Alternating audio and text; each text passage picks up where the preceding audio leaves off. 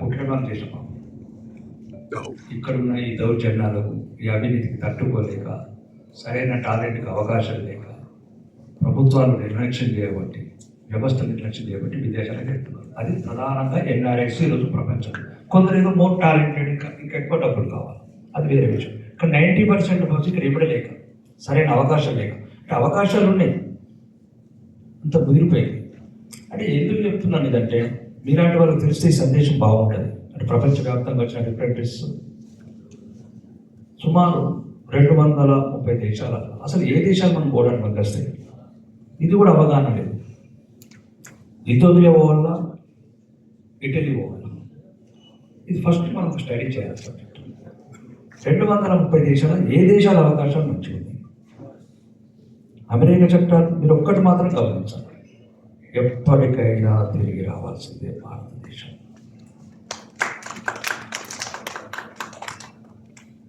ఏ దేశం మన దేశం కాదు, ఏ తల్లి కన్న తల్లి కాదు, అది భారతదేశం మాత్రం. ఈరోజు అనుకుంటారు అది కుళ్ళిపోయింది, కాదు కాదు, కుళ్ళుని రిపేర్ అయ్యేది. ప్రతి ఒక్కరు తప్పించుకొని పోతే అమెరికాలో చూస్తున్నాం కఠినమైన చట్టాలు, ఆస్ట్రేలియాలో చూస్తున్నాం గో బ్యాక్ ఇండియన్స్, ఆఫ్రికాలో హత్యలు, గల్ఫ్ ఇప్పుడు ఏదో సింపుల్ ఎవరు చెప్తున్నారు, ఖత్తర్లో ఈ మధ్యన ఇండియన్స్ తీసుకున్నారు. వాడి ఇష్టం, వాడి కంట్రీ వాడు దుబాయ్ బంగ్లాదేశ్ తీసుకుంటున్నాడు, వాడి కంట్రీ. మేమున్నప్పుడు మేము జీతాలు చెట్టు మేము 600 చేస్తే బంగ్లాదేశ్ వాడు 400 చేసేవాడు, వాడిని తీసుకునేవాడు. ఇంకోటి 300 చేస్తే వాడిని తీసుకుంటాడు. నేను అనేది ఏంటంటే, చాలా మంది ఈ మధ్య ఎన్ఆర్ఐస్ ఏమైందంటే, అన్ని దేశాలు మళ్ళీ మీకు అందరికీ తెలియాల్సింది ఏంటంటే, ఎంటైర్ 120 దేశాలు పోయాను. బిజినెస్ మ్యాన్, రాజకీయ నాయకుడు కాదు, అన్ని దేశాల్లో వ్యాపారాలు చేశాను. ఈ దేశంలో 2 లక్షల ఫ్యాక్టరీలు పెట్టాను. కానీ ఎక్కడైనా కానీ భారతదేశాన్ని మించిన దేశం మైండ్లో పెట్టుకోండి. కానీ ఇక్కడ ఒక అవకాశం, మీకు ఒక 3 స్కీములు చెప్తాను. తెలంగాణ ప్రభుత్వాలకు అతీతంగా, ఏ ప్రభుత్వం అని కాదు, కాంగ్రెస్, బీజేపీ, టీఆర్ఎస్ కాదు, అంటే ఈ దేశాన్ని రక్షించుకోవాల్సిన అవసరం ఉంది, ఈ రాష్ట్రాన్ని. ఫర్ ఎగ్జాంపుల్ రేషన్ కార్డ్స్ 1,06,00,000, మొన్న 1,03,00,000 ఉంటే మళ్ళీ 3 లక్షలు ఇచ్చింది. 1,06,00,000. నేను అసెంబ్లీలో కూడా అడిగాను, అసెంబ్లీలో అధ్యక్ష, బియ్యం అమ్ముకునే వాడికి ఇవ్వకండి, ఆకలితో ఉన్న వాడికి ఇవ్వండి. అంటే మీకు చెప్తున్నది ఎందుకంటే, ప్రభుత్వాలు ఏం చేయలేవు, ప్రజలలో అవేర్నెస్ రావాలి. నాకు రోజు ఫోన్ చేస్తారు ఆర్మూర్కి వెళ్ళి, అన్న రేషన్ కార్డు పట్టుబడ్డది, రేషన్ లారీ పట్టుబడి. ఎందుకు పట్టుబడింది? మేమే అనర్హులకు ఇస్తున్నాం. బియ్యం అవసరం లేని బియ్యం ఇస్తున్నప్పుడు అమ్ముకుంటాడు. అంటే ఒక చిన్న ఉదాహరణ చెప్తున్నా, 1,000 కోట్ల స్కాములు ఇవన్నీ కంట్రోల్ చేస్తే మీరు ఏ దేశానికి వెళ్ళే అవసరం లేదు. మీరు వెళ్ళి మీ బిడ్డలకి దరిద్రం పట్టద్దు. వాడు ఆ చెరువులో ఈదుకొని, అమ్మన తాతయ్యలతో ఆడుకొని, అమ్మమ్మలతో ఆడుకొని, లేకపోతే దుబాయ్లో అపార్ట్మెంట్లను వదిలేసి, బేబీ సిట్టింగ్లలో వదిలేసి మీరు అమెరికాలో, తాత లేదు, తండ్రి లేడు, తల్లి లేడు, బంధువు లేడు, ఊరు లేదు, చెరువు లేదు, పండుగ లేదు, పబ్బం లేదు. I know everything.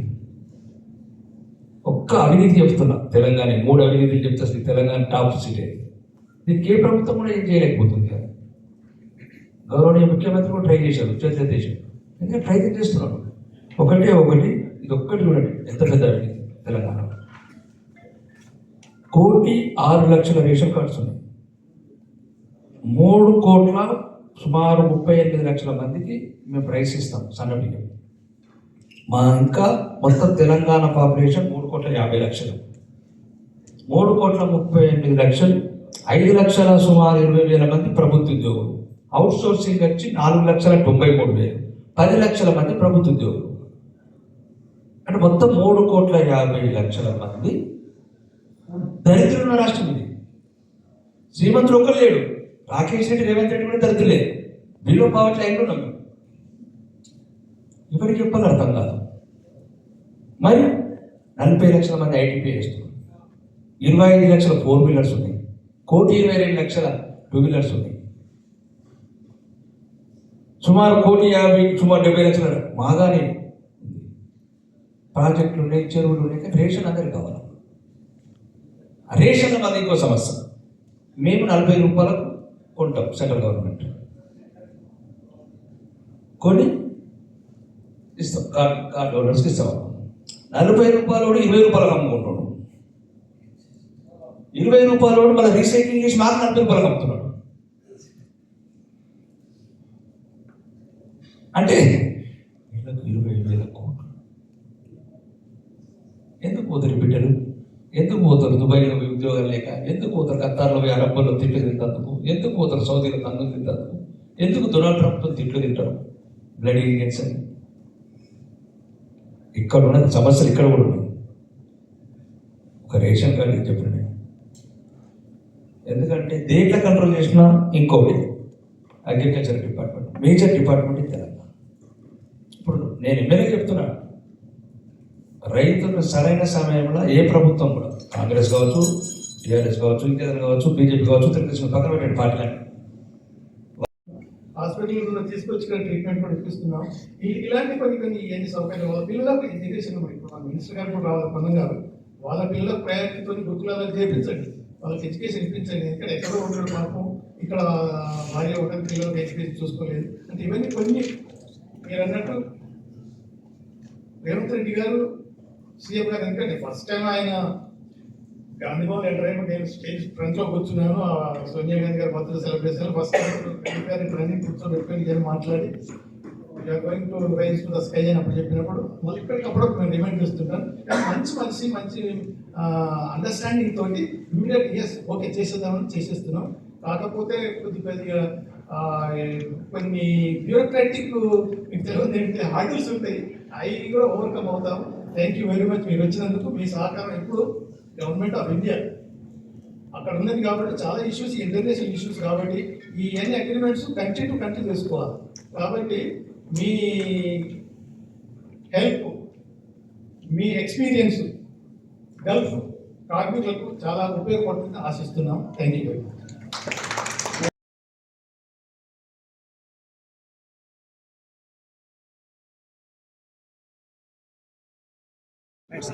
నా పేరు బుజ్జ అమరేందర్ రెడ్డి, నేను సీఎం ప్రవాసీ ప్రజావాణి కోఆర్డినేటర్.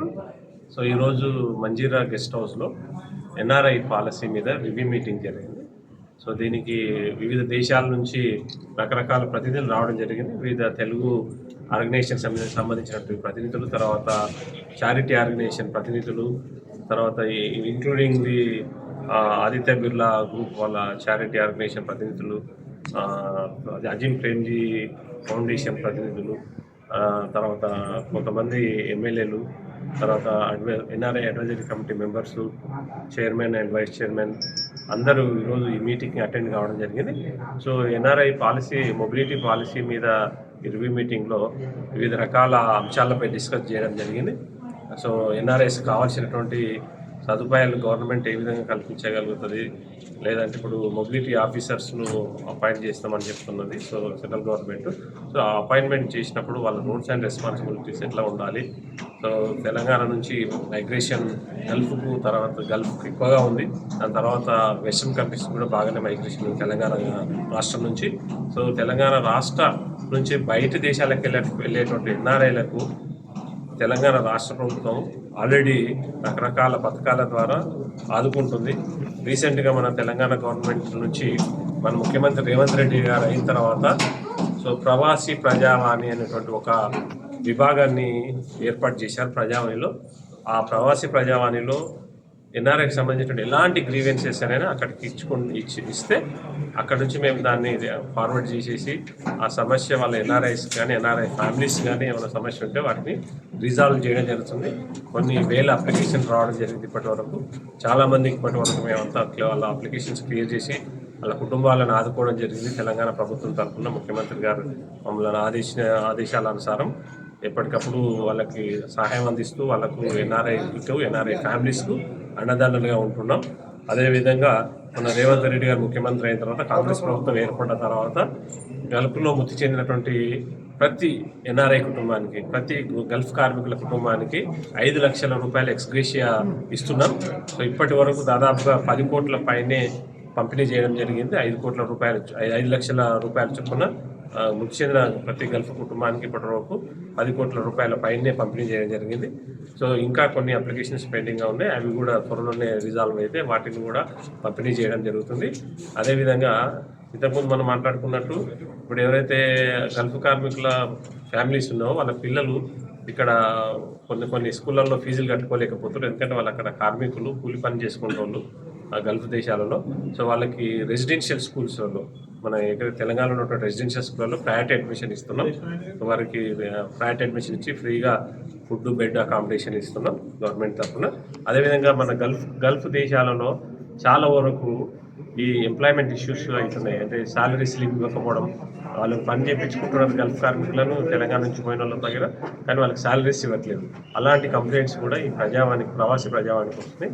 వాటిని కూడా టేకప్ చేసి ఆ సంబంధిత దేశంలో ఉన్నటువంటి ఇండియన్ ఎంబసీతో మేము కోఆర్డినేట్ చేసి అక్కడ ఉన్నటువంటి ఎంప్లాయర్తో కోఆర్డినేట్ చేసి ఇండియన్ ఎంబసీ కోఆర్డినేట్ చేసి వాళ్ళ శాలరీస్ కూడా ఇప్పిస్తున్నాం మనం తెలంగాణ గవర్నమెంట్ తరఫున. రెండవది, అక్కడ ఉన్నటువంటి ఏ ఇష్యూనైనా ఇక్కడ వాళ్ళు ప్రవాసీ ప్రజావాళ్ళు ఇవ్వచ్చు, వాటిని మేము ముందుకు తీసుకెళ్ళి టేకప్ చేసి సాల్వ్ చేస్తాం. రెండవది ఏంటంటే, ఈ తెలంగాణ గవర్నమెంట్ ముఖ్యంగా మన సీఎం రేవంత్ రెడ్డి గారు ఎన్ఆర్ఐస్ మీద వాళ్ళ కుటుంబాల పైన ప్రత్యేక దృష్టి పెట్టారు. సో వాళ్ళు మన రేవంత్ రెడ్డి గారు పాదయాత్ర చేసినప్పుడు నార్త్ తెలంగాణలో ఎక్కువగా ఆయనకు గల్ఫ్ కార్మికుల కుటుంబాలు కనపడ్డాయి, వాళ్ళ సమస్యలు కనపడ్డాయి. గల్ఫ్ కార్మికుల కుటుంబాలు రేవంత్ రెడ్డి గారు కలిసి వాళ్ళ సమస్యలను చెప్పుకున్నారు. సో నేను విన్నాను అన్న ఒక నినాదంతో ఆయన గల్ఫ్ కార్మికుల సమస్యలను విని ఈరోజు వాళ్ళందరికీ 5 లక్షల ఎక్స్గ్రేషన్తో పాటు వివిధ రకాల పథకాలతో ఎన్ఆర్ఐ కుటుంబాలను గల్ఫ్ కార్మికుల కుటుంబాలను ఆదుకుంటున్నారు రేవంత్ రెడ్డి గారు. ఈ సందర్భంగా మన ముఖ్యమంత్రి రేవంత్ రెడ్డి గారికి గల్ఫ్ కార్మికులను ఎన్ఆర్ఐ కుటుంబాలను వెస్టర్న్ ఎన్ఆర్ఐలను ఆదుకుంటున్నందుకు మరి ప్రత్యేక ధన్యవాదాలు. సో రాబోయే రోజుల్లో ఇంకొన్ని కొత్త పథకాలు ఎన్ఆర్ఐ కుటుంబాలకు గల్ఫ్ కార్మికుల కుటుంబాలకు ఖచ్చితంగా తీసుకురాబోతుంది తెలంగాణ ప్రభుత్వం.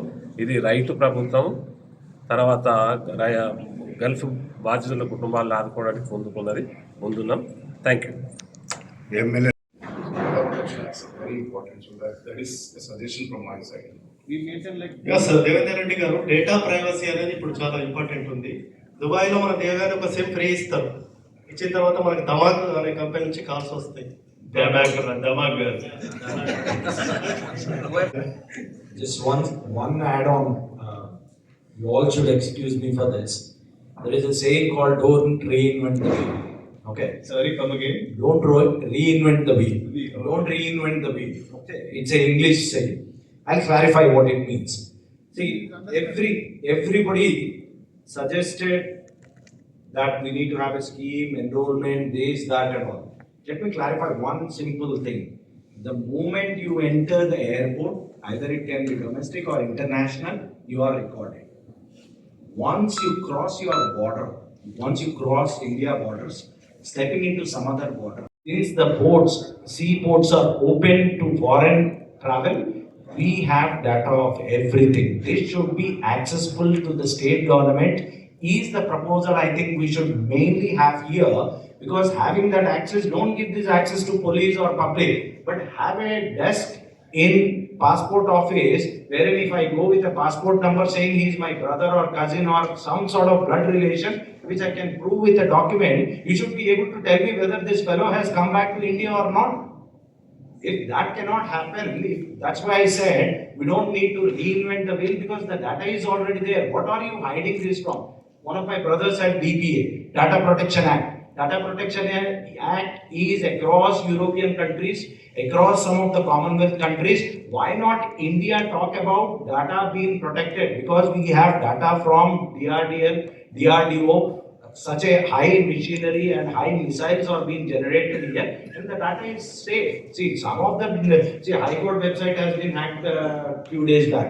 That doesn't mean anything to us. We are talking about the data which is under the nose of the central government, which tells whether the individual is here or outside, and the family demands to know where my family member is, whether he is in India or not. I think it is a constitutional right, and I think we should demand for our family members, whether they are available in India, whether they left the port or they have come back to India, is what we need to know. Thank you. Thank you, brother. Definitely, we'll take care as Bharati is taking care. Likewise, your data also will be protected as safe. Yes. Yeah. Time is short. Chapter 7. Yeah, please. అయితే అన్న, మీరు ఒక 2 minutes మీకు introduction చేసి ఇది ఒకసారి repeat ఏం చేస్తున్నామంటే ఈ మీటింగ్ ఈ రోజు ఎందుకు పెట్టినామంటే 1983లో ఎమిగ్రేషన్ యాక్ట్ 1983 అనేది ఒకటి భారత ప్రభుత్వం తీసుకొచ్చింది. గల్ఫ్తో సహా 18 దేశాలకు వెళ్ళే వారిని రక్షించడం కోసం ప్రభుత్వం అప్పుడు తీసుకొచ్చింది. 42 సంవత్సరాల కాలం అయిపోయింది. ఇప్పుడు పరిస్థితులు మారినాయి. వేరే దేశాలకు కూడా ఎక్కువగా మైగ్రేషన్ స్టూడెంట్స్ లాంటి వాళ్ళు కూడా వెళ్తున్నారు, వ్యాపారాల కోసం వెళ్తున్నారు. ఇవన్నింటినీ కూడా దృష్టిలో పెట్టుకొని ఒక కొత్త చట్టం తీసుకురావాలని చెప్పి భారత ప్రభుత్వం అనుకుంటున్నది. దానికోసం ఓవర్సీస్ మొబిలిటీ బిల్ అనేది ప్రవేశపెట్టాలనుకుంటున్నారు. మొత్తం దేశవ్యాప్తంగా ఉన్న అన్ని సంఘాల వారిని, తర్వాత విదేశాల్లో ఉన్న వారి ఎన్ఆర్ఐస్ అందరినీ కూడా అభిప్రాయాలు తెలపాలని చెప్పి భారత ప్రభుత్వం కోరింది. 24 నవంబర్ లాస్ట్ డేట్, ఈరోజు 20 నవంబరు. మనము ఇంకొక ముఖ్య విషయం ఏంటంటే భారతదేశంలో ఏ రాష్ట్ర ప్రభుత్వం కూడా ఇలా అధికారికంగా సమావేశం ఏర్పాటు చేసి మేధావుల యొక్క అభిప్రాయాలు తీసుకొని ప్రభుత్వానికి పంపడానికి చేయలేదు. ఇది మనమే ఫస్ట్ బహుశా ఇంకొకటి కూడా చేస్తున్నాం. ఈ ప్రవాసీ ప్రజావాణి అనేది మన పొన్నం ప్రభాకర్ గారే స్టార్ట్ చేసిన మోర్ దాన్ 1 year అయిపోయింది. సక్సెస్ స్టోరీస్ ఇది కూడా భారతదేశంలో ఎక్కడా లేదు. తర్వాత వారు సంక్షేమ శాఖ మంత్రిగా ఇంకొక విషయం కూడా తీసుకున్నారు. గల్ఫ్ బాధితులు, గల్ఫ్ కార్మికుల పిల్లల కోసము గురుకుల పాఠశాలల్లో సీట్లు ప్రయారిటీ బేసిస్ లో ఇవ్వడం కోసం అని చెప్పి వారు కూడా సిద్ధంగా ఉన్నారు. ఇది కూడా ఒక గొప్ప విషయం. తర్వాత గల్ఫ్ లో చనిపోయిన వారికి 5 లక్షల రూపాయల మృతధన సహాయం ఇవ్వడం అనేది భారతదేశంలో ఎవరు ఇవ్వడం లేదు. తెలంగాణ రాష్ట్ర ప్రభుత్వం రేవంత్ రెడ్డి గారి నాయకత్వంలో మన పున్నం ప్రభాకర్ గారి కృషితో ఇది సాధ్యమైంది. ఈ సందర్భంగా వారు వచ్చినారు. వారు కూడా ఎంతో బిజీ ఉన్నా మన మీద ప్రేమతోని గల్ఫ్ కార్మికులు అంటే దాంతో వచ్చారు. ఇప్పుడు వారిని మాట్లాడాల్సిందిగా కోరుతున్నాను.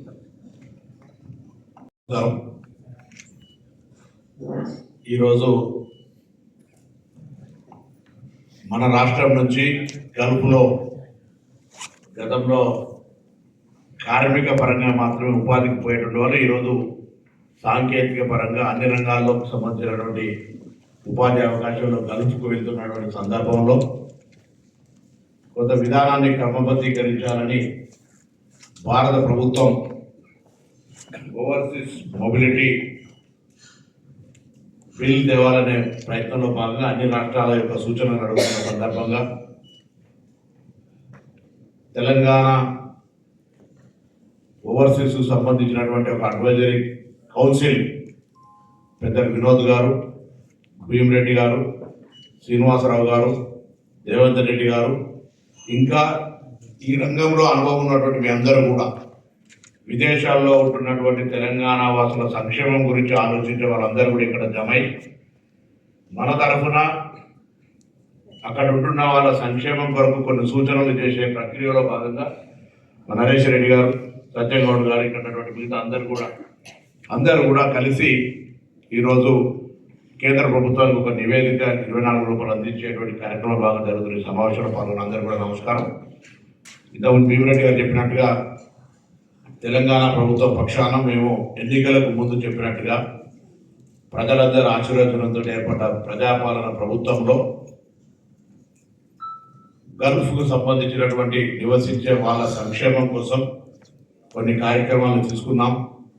అక్కడ ఉండి ఏదైనా ఇబ్బంది పడుతుంటే విద్య ఇతరత్ర ఇబ్బందులు పడుతున్నటువంటి వాళ్ళ సమస్యలు పరిష్కరించడానికి మేము ప్రజావాణి హైదరాబాద్లో జరిగే కార్యక్రమంలో ఒక ప్రత్యేకమైన సెల్ ఏర్పాటు చేసి మీ ద్వారా కూడా మీకు అందరికీ కూడా విజ్ఞప్తి చేస్తున్నాం. ఎక్కడైనా మీ దృష్టికి ఏదైనా సమస్య వస్తే నేరుగా ప్రభుత్వం దృష్టికి తీసుకురావడానికి అవకాశం ఉన్న ఈ ప్రజావాణిలో వాళ్ళ అంశాన్ని నోట్ చేయించినట్టయితే ప్రభుత్వం దాన్ని సీరియస్గా నేరుగా తీసుకొని స్పందిస్తుంది. దాంతో పాటుగా చనిపోయిన కుటుంబాలకు 2023 డిసెంబర్ 9 నుంచి అమలు చేసి అందరికి కూడా ఇచ్చే కార్యక్రమాన్ని తీసుకున్నాం. ఇది కాక అక్కడ జైళ్లలో ఉన్నటువంటి వాళ్ళ ఇతరత్ర కొంత ఇబ్బందుల్లో ఉన్నటువంటి వాళ్ళను లేదా నా నియోజకవర్గం కూడా చాలా మందికి ఇబ్బంది కలిగి వాళ్ళ కుటుంబ సభ్యులను అప్రోచ్ అయినప్పుడు నేను కూడా వీళ్ళందరికీ వినోదన్న గారికి, భీమరెడ్డి గారికి, శ్రీనివాసరావు గారికి, దేవేందర్ గారికి, నరేష్ గారికి, సత్య వీళ్ళందరికీ చెప్పినప్పుడు వాళ్ళంతా వెంటనే అక్కడ ఎంబసీతో మాట్లాడి వాళ్ళని తీసుకురావడానికి అన్ని రకాల చర్చలు లేదా ఉత్తర ప్రత్యుత్తరాలు జరిపి ప్రభుత్వం తరఫున వాళ్ళని క్షేమంగా ఇంటికి అప్పచెప్పినప్పుడు అవసరమైన ఒకవేళ ఫ్లైట్ ఛార్జెస్ ఉంటే ఎక్కడైనా భరించగలిగే చిక్కితే వాళ్ళు, లేకపోతే అక్కడ ఉండబడేటువంటి స్థానిక నాయకుల ద్వారా సహకారం తీసుకొని వాళ్ళ న్యాయం కోసం పనిచేస్తూ ఉన్నాం. ఈ సందర్భంలో అక్కడక్కడ మనం చూస్తూ ఉన్నాం కొంత బోగస్ ఏజెంట్ డిగ్రీ ఇప్పుడు కూడా చదువు రాని అమాయకమైన గ్రామీణ ప్రాంతాల్లో ఉపాధి కోసం ఆశపడేటువంటి వాళ్ళను మరి మోసం చేసే పరిస్థితి కలుగుతోంది. అది రాకుండా చూసే బాధ్యత కూడా మనందరి మీద సామాజికంగా ఉంది. ఇది కాక తెలంగాణ రాష్ట్రంలో ట్యాన్కామ్ పేరు మీద శిక్షణ పొంది నాట్ ఓన్లీ గల్ఫ్ మిగతా దేశాల్లో కూడా మంచి శాలరీస్ తోటి అవసరమైతే ఇక్కడనే భాష నేర్పి ప్రత్యేకించి శిక్షణ ఇచ్చి పంపడానికి కూడా ఒక శిక్షణ సంస్థను ఏర్పాటు చేసినాం. దాని ద్వారా కూడా పోవడానికి ప్రయత్నం జరుగుతూ ఉంది. సో నేను మీ అందరినీ ఒకటే కోరుతా ఉన్నా, ఇప్పుడు ఈరోజు ఈ శాఖ భారత ప్రభుత్వం దగ్గర ఉంటుంది, ఫెడరల్ సిస్టంలో రాష్ట్రాల దగ్గర ఉండవు.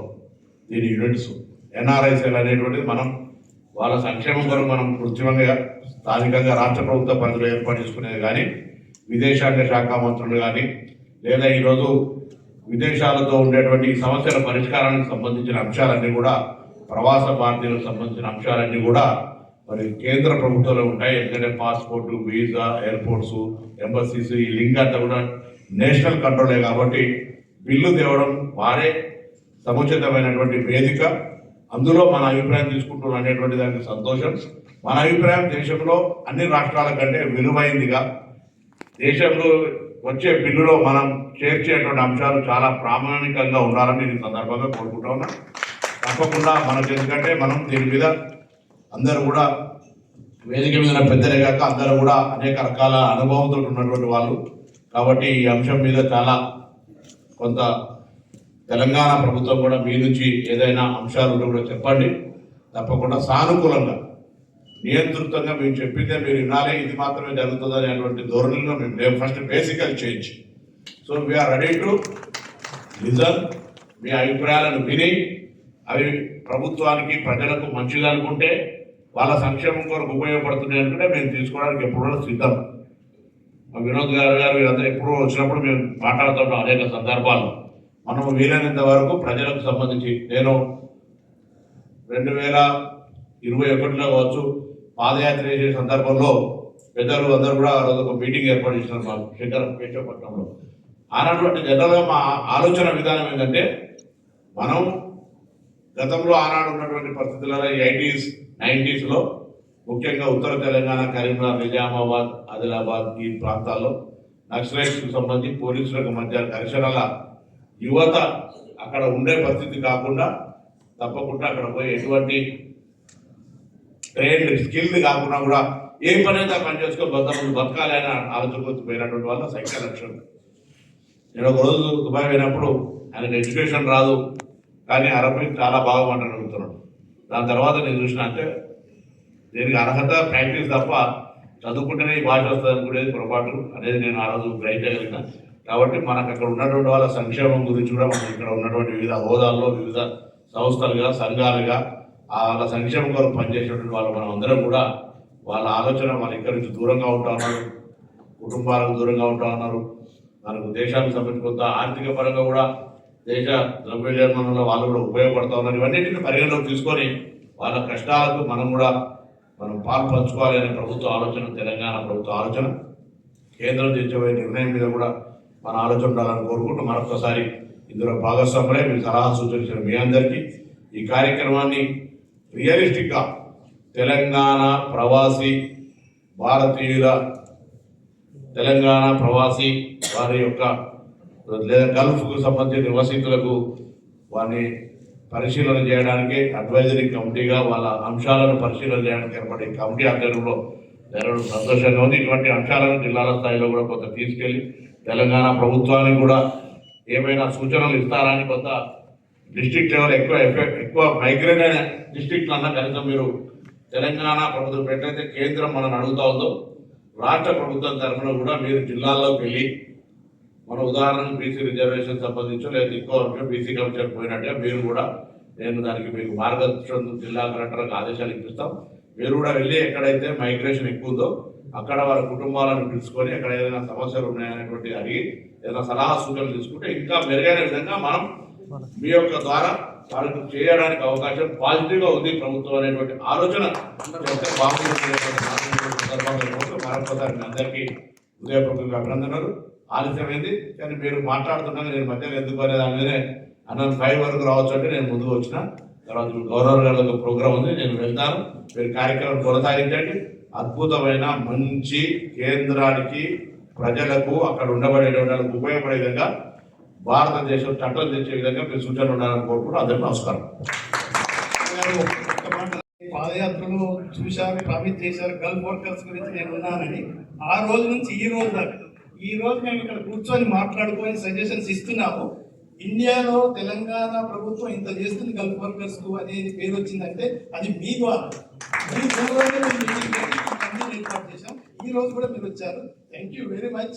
మీరు ఎప్పుడు ఈ గల్ఫ్ వర్కర్స్ ను మీ హృదయంలో పెట్టుకొని నడిపిస్తున్నందుకు వాళ్ళంతా కృతజ్ఞులై ఉంటారు మీకు. మీ ఎలక్షన్ టైం కూడా వాళ్ళంతా రావాలి, మేమంతా మీతో ఉండాలి, అది మనమంతా కలిసి పనిచేయాలి. Thank you very much.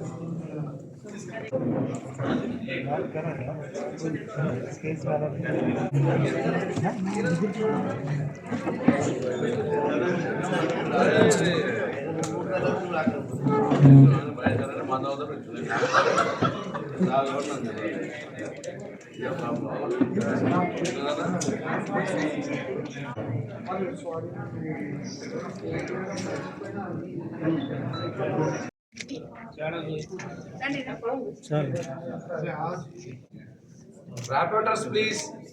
Rapporteurs also can join.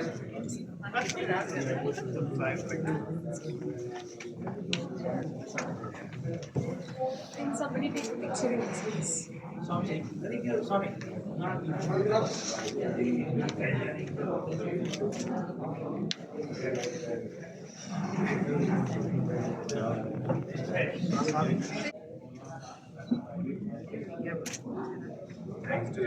Thanks to Ambassador Vinod sir for giving the whole day and some addition when we were here. To last page. వలస కార్మికుల హక్కుల కోసం వలస కార్మికుల హక్కుల కోసం మాటలు రావు.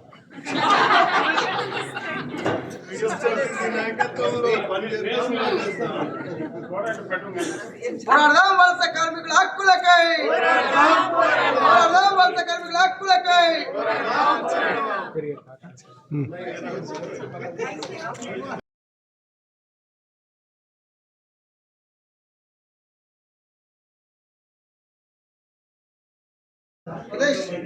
It's young and hard.